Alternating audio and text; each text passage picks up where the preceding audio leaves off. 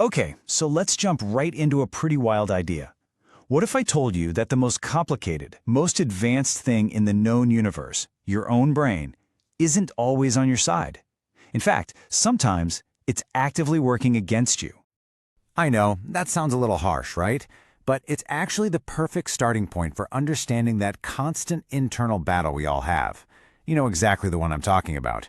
You're trying to do something big, something important, and that little voice in your head just starts listing every single reason why you should just quit right now.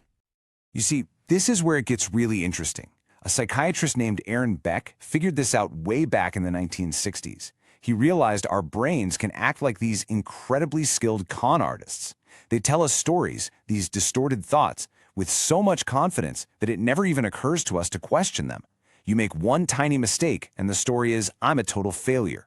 A friend takes a while to text back, and your brain immediately says, see, nobody likes me. All right, so let's get to know this con artist living between our ears a little better. More importantly, what's its motivation? Why does it do what it does? And here it is. This is the core of the whole con. Your brain's #1 job, the thing it's been hardwired to do for millions of years, isn't to make you happy or successful. It's not there to help you get that promotion or ask someone out on a date. Its job is to keep you safe, to protect you from failure, from embarrassment, from loss. And that means, yeah, it will literally sabotage the very risks you need to take in order to grow. So now that we know the motive, let's take a look at the con artist's gallery of tricks. Psychologists call them cognitive biases, but really, they're just the specific scams your brain runs to keep you safe, which of course, usually just means keeping you stuck. First up, we've got a total classic, the Dunning-Kruger effect. This is the trick where your brain convinces you you're an expert at something when you're actually a total beginner. And this isn't about being unintelligent, not at all. It's about a massive blind spot. Your lack of skill literally prevents you from even seeing your lack of skill. It's wild. And you have absolutely seen this play out in the real world. It's the person on the talent show who is genuinely, truly shocked when the judges say no. It's the teenager who's been driving for like a month and thinks they're a pro race car driver. It's the danger of knowing just enough to be confident, but not nearly enough to know what you don't know. Okay, another one of your brain's greatest hits is confirmation bias. This is where it actively searches for and remembers only the evidence that proves what you already believe. It's like having a personal hype man in your head, constantly creating this little echo chamber where you're always right. And yeah, it feels good, but man, it completely shuts down your ability to learn and grow. And get this, the con even messes with your past. We all like to think our memory works like a perfect video camera, right? Just press play. But the science is crystal clear. It's nothing like that. Every single time you access a memory, you're not just playing it back, you're actually rebuilding it from scratch. And this is a huge reason why eyewitness testimony in court can be so unreliable. The very act of remembering the event starts to change the memory itself. So you've got to be wondering why? Why would our brains be built to be so tricky? What's the evolutionary point of this whole elaborate con?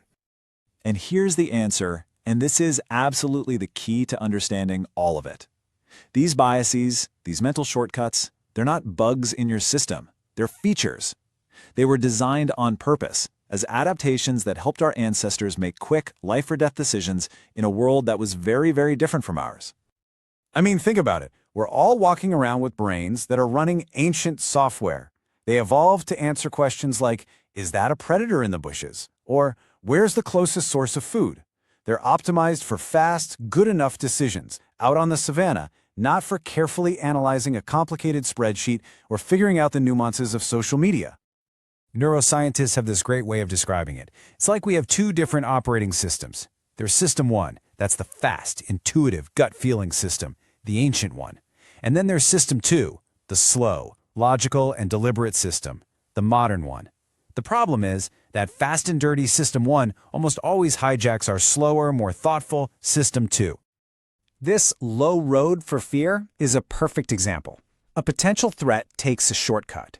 It zips straight from your senses to your brain's alarm center, the amygdala, and triggers a fear response before your conscious thinking mind even knows what's going on. It's why you'll jump at a snake in a movie, even though you know it's just a screen. The emotional wiring is just faster and stronger than the logical wiring. It's all about being safe, not sorry. Okay, so we've met the con artist, we know its tricks, and we know its ancient motivation is to keep us safe. So the big question is, how do we fight back? How do we actually retake control and outsmart our own brains?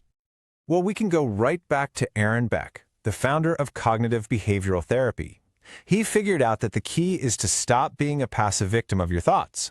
The first most powerful step is simply recognizing that you don't have to believe and obey every single thought that pops into your head. You can actively challenge them. And this is a really powerful way to do it. You basically become an investigator of your own mind.